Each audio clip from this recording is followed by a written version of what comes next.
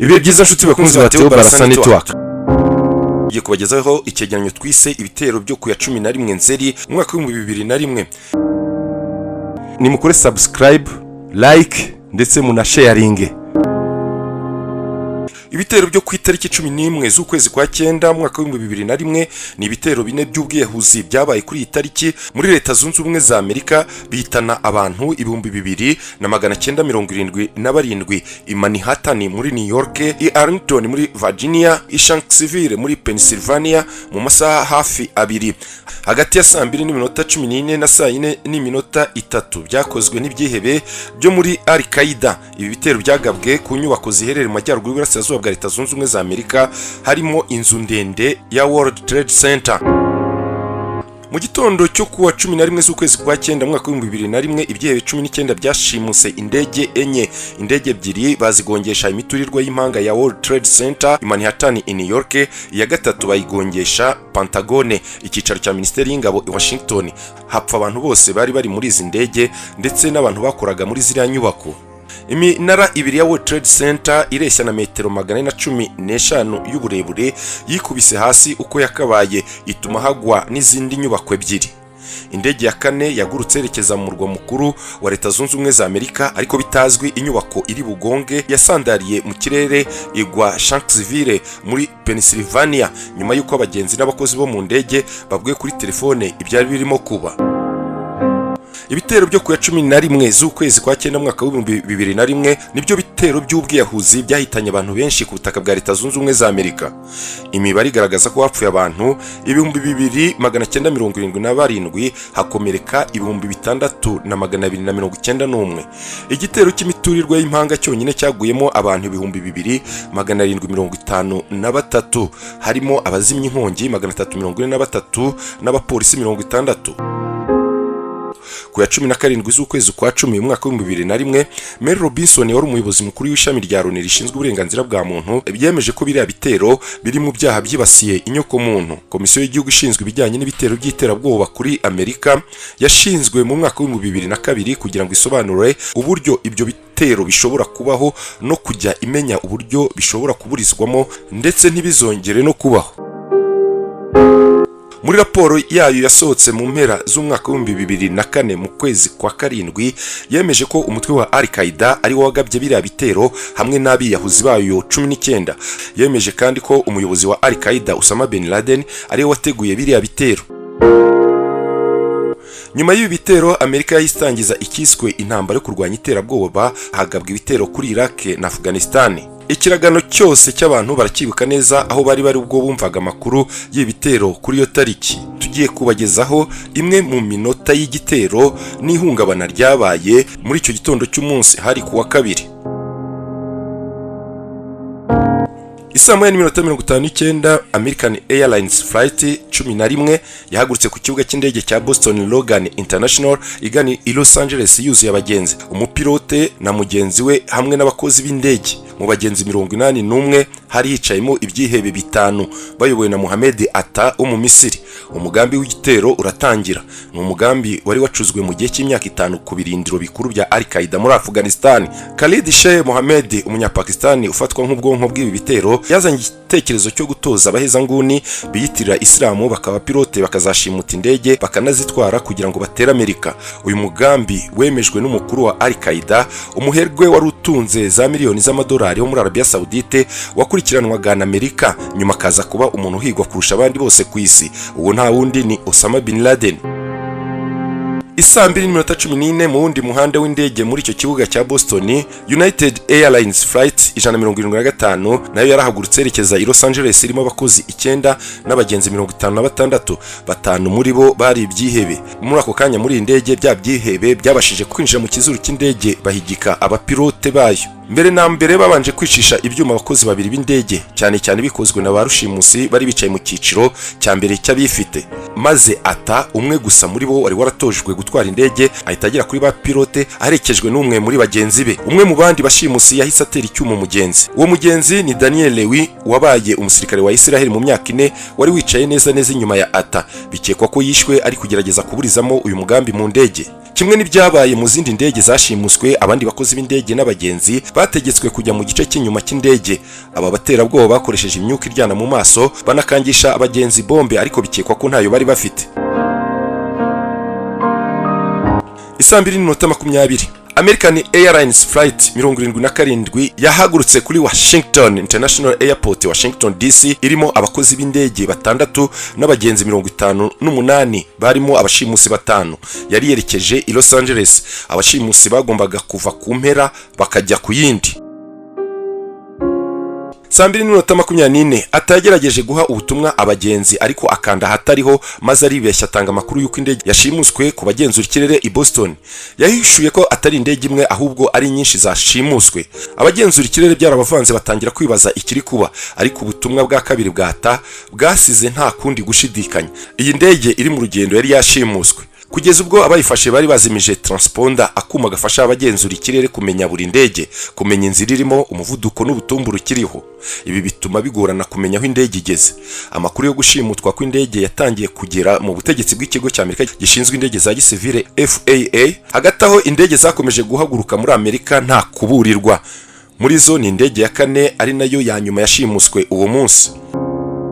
Saa 2:42 United Airlines Flight 93 yahagurutse kuri Newark International Airport i New Jersey igiye i San Francisco ku mpera y'Iburengerazuba. Yagombaga guhaguruka saa 2 z'igitondo, ariko mu byigano w'indege mu gitondo urayikerereza. Iyi ndege ntabwo yabashije kugera ku mugambi wayo, kandi uko gukererwa guhaguruka kwabigizemo uruhare. Ariko hari indi mpamvu ikomeye. Yahagurutse irimo abakozi 7 n'abagenzi 37, bane muri bo bari barushimusi, bitandukanye no mu zindi ndege 3 aho buri imwe yari ifite 5 Ibyihebe. Ubwo iyi ndege yafataga ikirere, indege ya kabiri UA 175 yari ishimuswe iri hagati mu rugendo.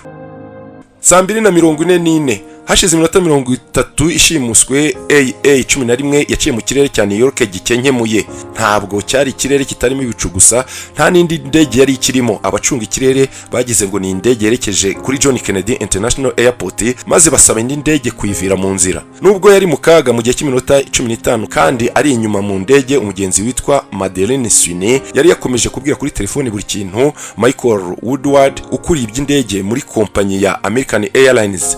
Yaravuze ati indege AA yatangiye kururuka, ariko ntabwo iri kugana ku kibuga cya GFK.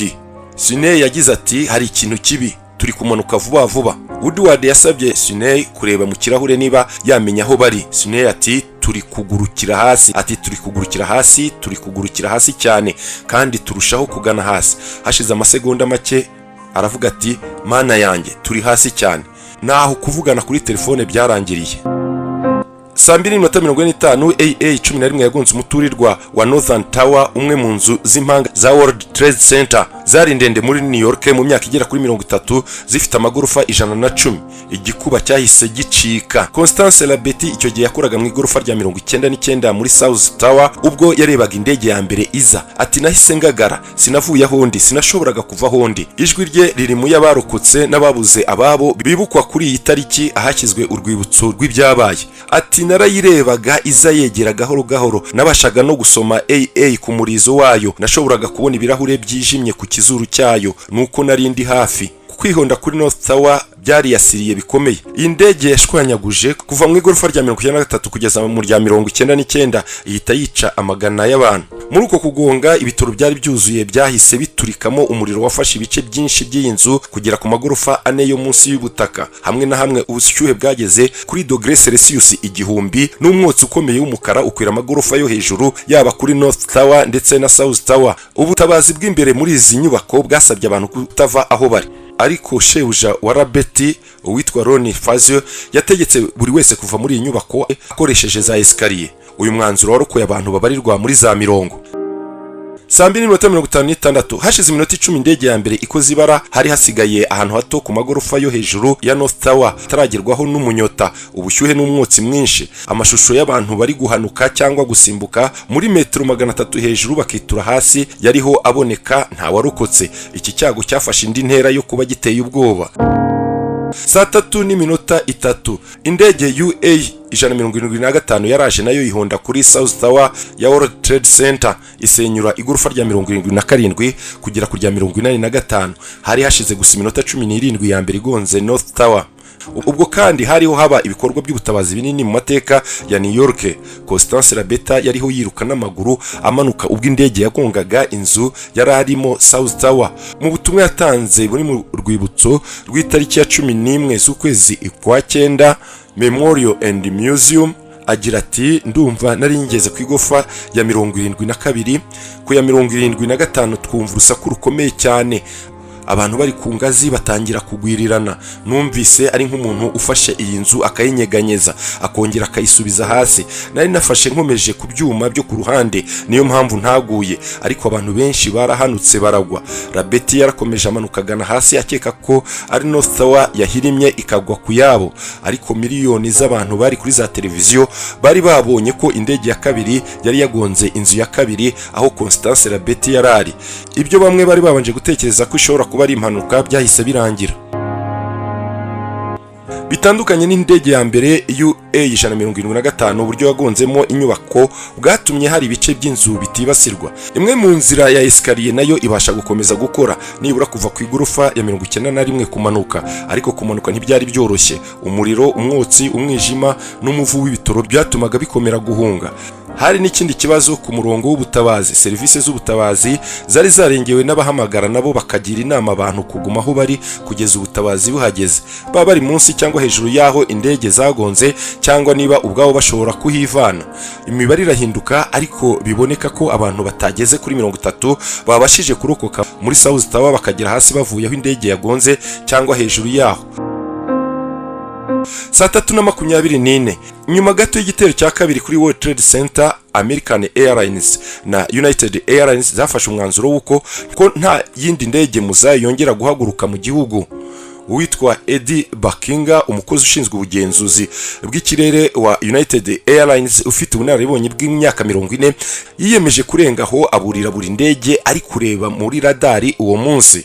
UA 93 nimwe muri zo yari iri hafi cyane kuba indege ya kane ishimuswe. Mwirinde cyane ko hari uwinjira mu kizuru cy'indege. Indege ebyiri zimaze kugonga World Trade Center. Ni ubutumwa yatangaga. Asa n'uwavangiwe, umupilote Jason Dahiri yarasubije ati Eddie, emeza neza ubwo butumwa Jason. Ariko igisubizo nticyahageze ku gihe. Imyaka myinshi nyuma Boeing yicujije ko ubutumwa bwe bushobora kuba butari busobanutse neza. saa 3:28 UAE 93 yatanze ubutumwa bw'ikibazo bwumvikanamo kapiteni cyangwa umufasha we basakuza nk'abari kurwana. Ubwo butumwa bwatanzwe n'abagenzura ikirere cy'i Cleveland muri Ohio, ariko nta kindi bashoboraga gukora. Abashimusi bari bamaze gufata indege. Gushimuta UAE 93 byatangiye hashize iminota 46 ihagurutse, ntihari hashize iminota 30 nk'uko byagenze ku zindi 3. Iki gihe kirenzeho no gukererwa guhaguruka iminota 42 byabaye ingenzi mu kugena ibyayibayeho. Bakuriwe na Ziad Jara wo muri Libani, aba barushimusi nabo bakoresheje gutera ubwoba abagenzi n'abakozi ko hari bombe. Bavuga ko basubije indege ku kibuga yahagurutseho, kandi basaba buri wese kujya nyuma mu ndege. Aho birunze ku murizo w'indege batangiye guhamagara abantu babo kuri telefone. Benshi bavugaga ko abashimusi nta kibazo batewe no kubabona bari kuri telefone. Habaye guhamagara nibura 37. Ukuni nako bamenye ko hari indege ebyiri zakoze ibitero i New York n'ikigiye kubabaho niba ntacyo bakoze. saa 3:37 AA 77 yagonze urukuta rwa Pantagone bitera inkongi yatumbagije ikibatsi kikagera kuri metero 60 hejuru y'igisenge. Abantu 64 bose bari mu ndege barapfuye, hamwe n'abandi 125 bari mu nyubako y'iyi Minisiteri y'Ingabo ya Amerika. Abandi babarirwa muri za 70 barakomereka. Mu gihe amakuru yariho avugwa yari yibanze ku byabaye kuri World Trade Center, igitero kuri Pantagone cyabaye nk'ikitavugwa cyane. Ariko kuri Perezida Bush wese ko byari bimeze. Yabwiye BBC ko iki gitero aricyo cyatumye abona neza ko igihugu cyatewe. Yagize ati indege ya mbere byarashobokaga ko yaba impanuka, iya kabiri yemeje ko ari igitero, iya gatatu yari ugutangiza intambara. Ibyo ni ibyavuzwe na Bush. saa 3:42 nyuma y'igitero kuri Pantagone, FAA yatangije ingamba zidasanzwe, itegeka indege zose z'ubucuruzi guhita zigwa ako kanya ku kibuga kiri hafi cyane yazo. abagera ku 4,500 bari mu ndege bahise bahagarikwa aho bageze muri Amerika. Habaye icyoba kubera indege yagumye mu kirere. UA-93 yari yashimuswe kandi transponder yayo izimije. Saa 3:58 uko ibi bikomeza kuba, South Tower yarahirimye. Byafashe amasegonda 11 gusa ngo yose bigeze hasi. Buri wese wari ukirimo yarapfuye, kimwe n'abandi bari hafi yayo mu muhanda no kuri Marriott Hotel muri World Trade Center. Constance Labeti numwe mu babashije kuva muri iyi nyubako mu gihe hari ibintu byinshi biri guhanuka n'umukungugu mwinshi aho hantu. Igitondo cyakurikiyeho yamenye ko shebuja Intwari Fazio wagiriye buri wese inama yo kuva mu nyubako atabashije kuyivamo ngo ahunge itarahirima.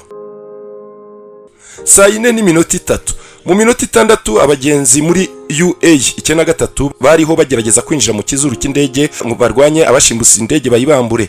Ahantu hamwe Ziad Jara yatangiye gukatisha indege iburyo n'ibumoso agerageza kugusha hasi abagenzi bari inyuma y'urugi, mu gihe undi mushimusi ari ku rugi arukomeje afunze. Jara aravuga ati byarangiye tubirangize. Mugenzi we akamusubiza ati oya ntibirarangira, bose nibahagera tubirangize. Baracyari mu rugendo rw'iminota 20 ngo bagere ku ntego yabo i Washington DC. Jara arongera abaza mugenzi we niba ashobora gusenura indege hasi. Ubu noneho aramubwira ati yego. Mu gihe indege UA-93 yariho imanuka icuritse ikizuru kireba hasi, umwe mu bayishimusa atera hejuru ati Allah ni igitangaza, Allah ni igitangaza. Mu gihe abaterabwoba bakomeje igitero cyabo, indege yaguye mu mirima irimo ubusa muri Shanksville muri Pennsylvania iri ku muvuduko urenze kilometero 930 mu isaha. Nta muntu warokotse. White House yamaze iminota myinshi itazi niba iyo ndege yarashwe n'igisirikare. Igisirikare cyari cyahawe amabwiriza yo kuyirasa mu kuyibuza ko igera ku ntego yayo, bikekwa ko yari White House cyangwa Capitol. Saa 4:28 hashize iminota irenga gato ijana kuva indege ya mbere AA-11 igonze North Tower. Yo yihanganye igihe gikubye kabiri ngenzi yayo, ariko nayo birangira ihirimye ijya hasi mu masegonda 9. Bill Spade wo mu kigo New York Fire Department yari muri metero nke uvuye kuri North Tower. Imbaraga zo guturika kwabayeho kwamujugunye muri metero 12 munsi y'ibisigazwa by'iyi nzu. Byamufasha isaha kubasha kubivamo agasubira ku butaka. Nyuma yamenye ko ari we wenyine warokotse mu barwanya umuriro 12 bari kumwe. Mu mateka ya Amerika kandi nibwo bwa mbere abatabazi benshi bapfiriye rimwe. Muri New York gusa hapfuye 343 bapfuye barwanya umuriro. Ikindi abantu bagera ku 400 barimo abahumetse umwuka w'uburozi, abakomeretse n'abagize hungabana bikabaviramo uburwayi budakira ndetse n'urupfu amezi menshi nyuma yabwo nk'uko bivugwa na US Centers for Disease Control and Prevention. Ingaruka z'ibitero byo ku itariki 11 z'ukwezi kwa 9 kugeza n'uyu munsi ziracyahari. Gukurikirana Osama bin Laden kwa Amerika kwaganishe ku gutera Afghanistan mu mwaka wa 2001 aho Al-Qaeda yari yarahawe indaro n'ubutegetsi bw'abatalibani. Icyo President Bush yise intambara ku iterabwoba cyageze no gutera Iraq mu mwaka wa 2003. Na nshuti bakunzi batewe Barasani Network dusoreje, mukomeze kugira ibihe byiza. Nimukore subscribe, like ndetse munasharinge.